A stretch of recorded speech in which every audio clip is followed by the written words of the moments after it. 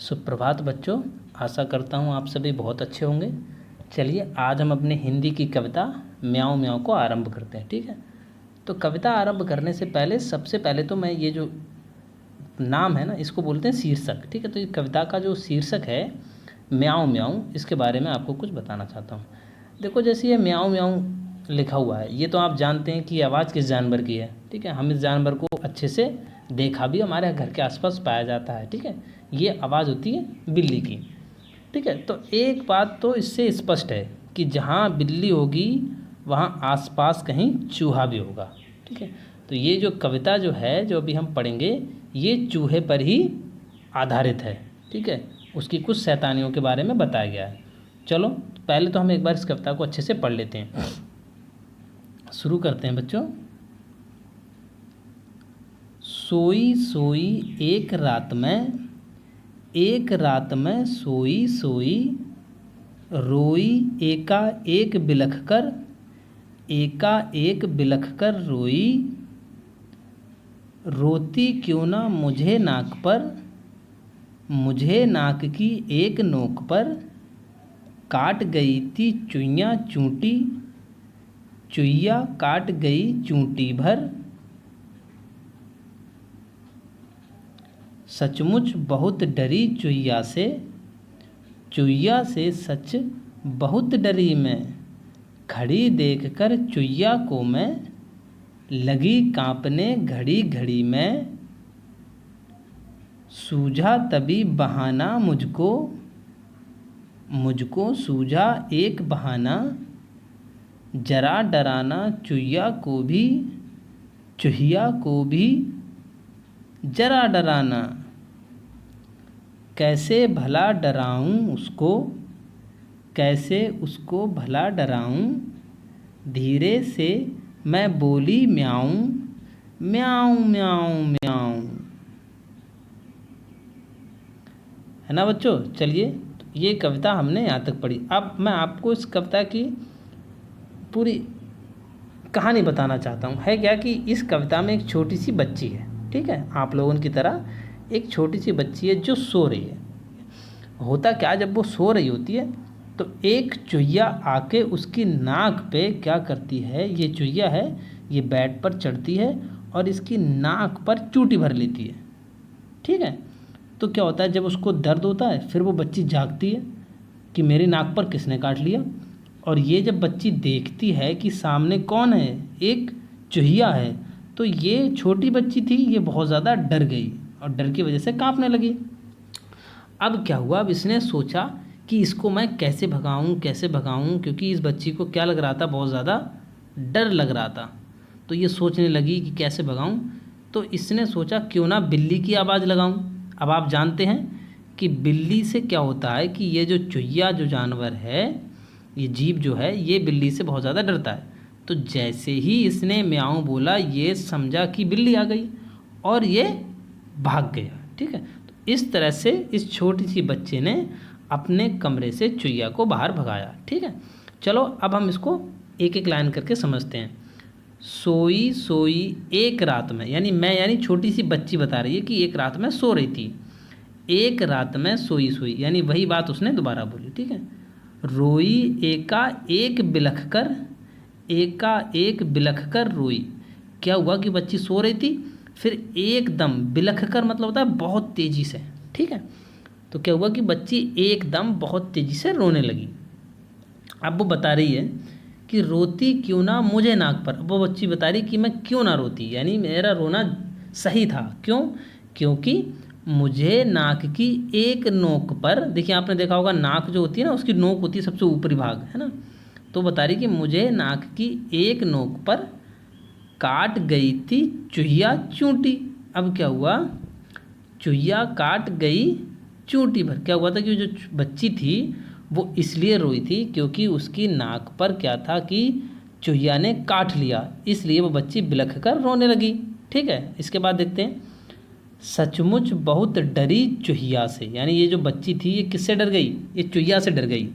चुहिया से सच बहुत डरी मैं, यानी वो बच्ची चुहिया से सचमुच बहुत डर गई क्योंकि वो डर की वजह से कांपने लगी थी, है ना। चलो, खड़ी देखकर चुहिया को मैं लगी कांपने घड़ी घड़ी में।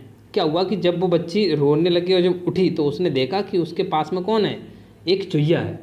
तो घड़ी घड़ी का मतलब होता है कि तुरंत, एकदम, ठीक है। क्या हुआ कि वो जैसे ही उसने देखा तुरंत वो बच्ची क्या हुआ, कांपने लगी, ठीक है। तभी वो सूझा तभी बहाना मुझको सूझा एक बहाना। अब क्या हुआ कि अब इस बच्ची को तो लग रहा था डर, तो इसने सोचा कि मैं चुहिया को कैसे भगाऊं, तो इसको एक बहाना या युक्ति कहते हैं, ठीक है, या तरीका सबसे बढ़िया वो उसको सूझा कि इसको कैसे भगाना है। जरा डराना चुहिया को भी जरा डराना। तो उसने सोचा कि इस चुहिया को मैं डरा दूं, है ना, चुहिया मुझे डरा रही है, अगर मैं चुहिया को डरा दूंगी तो चुहिया भाग जाएगी।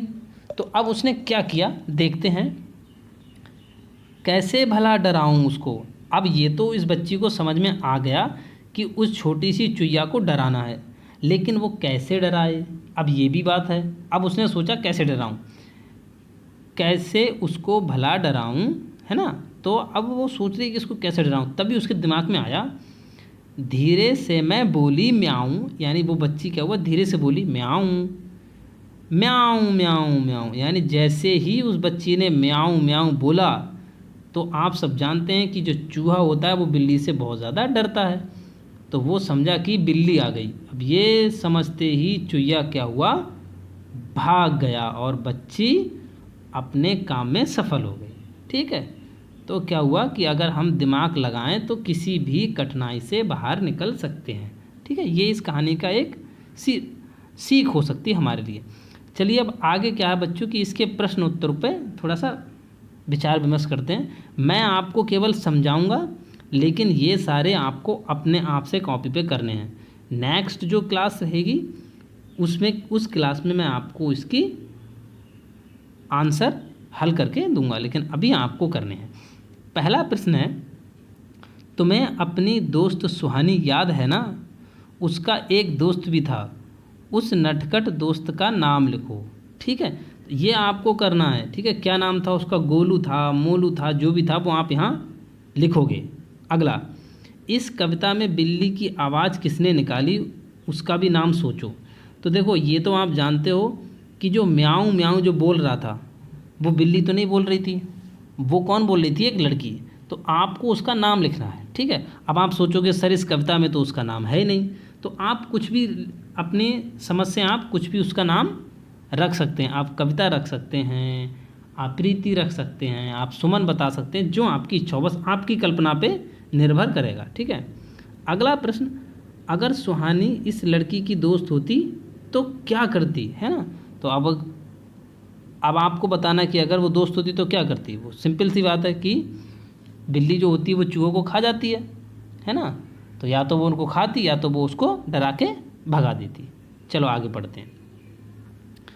कविता में लड़की ने म्याऊं की आवाज़ निकाली थी, म्याऊं की आवाज़ सुनकर चुहिया पर क्या असर हुआ होगा, ठीक है। तो ये आपको अपने आप से लिखना है, और आंसर तो इसका आप सब जानते हैं कि अगर चूहा जो है वो म्याऊं की आवाज़ सुनेगा तो वो डर की वजह से कांपने लगेगा, जैसे वो लड़की कांप रही थी, है नहीं।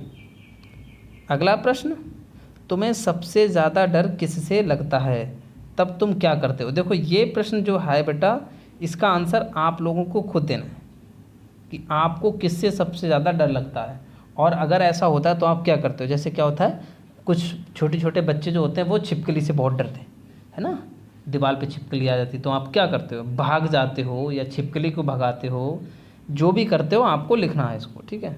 अगला, अब बताओ तुम्हें अगर उसे डराना है तो कैसे डराओगे, क्या करोगे। यानी ये जो प्रश्न था ये वाला, इसी का अगला प्रश्न है ये, ठीक है। जैसे किस चीज़ से तुम्हें सबसे ज़्यादा डर लगता है और तुम क्या करते हो, ठीक है। अब है, अगर तुम उसी को डराना चाहते हो जिससे आपको सबसे ज़्यादा डर लगता है तो आप क्या करोगे, ठीक है। चलो अगला, चलिए बच्चों अगला है, वाक्य बन गया वाक्य। यानी देखिए क्या है कि नीचे लिखे शब्दों का वाक्यों में इस्तेमाल करो, है ना। यानी आपको क्या करना है कि जैसे यहाँ पर ये शब्द दिए हैं, 4 शब्द दिए हैं, पहले सूझा, धीरे से, सचमुच और बहाना। तो आपको क्या करना है कि एक वाक्य बनाना है और उसमें ये शब्द आना चाहिए। ठीक है, जैसे सूझा का मतलब होता है कि आभास होना या लगना। ठीक है, यानी मुझे ऐसा लग रहा है। तो जैसे कहते नहीं है कि मुझे सूझ रहा है आज बारिश होगी, यानी मुझे लग रहा है कि आज बारिश होगी। ठीक है, तो ये सूझा से पहला शब्द हो गया। दूसरा धीरे से। तो धीरे से क्या बना सकते हैं कि धीरे से चूहा मेरे कमरे में घुस गया। ठीक है, अगला सचमुच। तो मैं कह सकता हूँ कि आज मैंने सचमुच में शेर देखा। ठीक है, अगला हो सकता है बहाना, यानी बहाना बनाना गलत बात है। ठीक है, तो ये सारे शब्दों से वाक्य बनाए। ठीक है, तो ये बनाएंगे आप। अगला नोक। चुहिया ने नाक की नोक पर चूंटी भरी। किन किन चीज़ों की नोक होती है, लिखो और उसका चित्र भी बनाओ। तो आपको 3 चीज़ों के यहाँ नाम लिखना है, ऊपर 1, 2 और 3, नीचे उनके चित्र बनाने।